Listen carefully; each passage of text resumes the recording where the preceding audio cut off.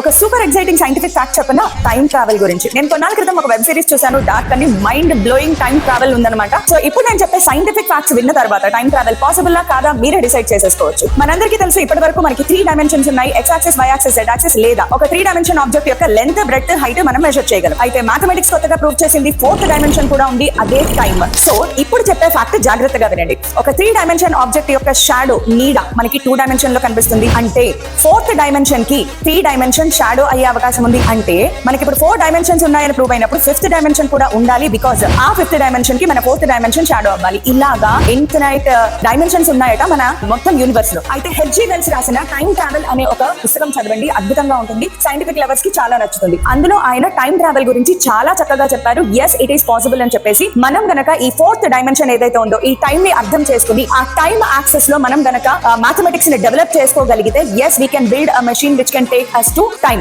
మనం ఫ్యూచర్ కి వెళ్ళొచ్చు, పాస్ట్ కి వెళ్ళొచ్చట. టైం ట్రావెల్ పాసిబుల్ అవుతుందట. సో ఆ 4th డైమెన్షన్ ని అర్థం చేసుకోవడానికి బోల్డెంత రీసెర్చ్ జరుగుతుంది. మీలో కూడా ఎవరైనా సూపర్ సైంటిస్టులు తయారైతే ఆ 4th డైమెన్షన్ ని అర్థం చేసేసుకుని టైం ట్రావెల్ ని పాసిబుల్ చేసేద్దాం. మీరేమంటారు? టైం ట్రావెల్ అనేది పాసిబుల్ అవుతుందా అవదా? మీ అభిప్రాయాన్ని చెప్పండి, చూద్దాం.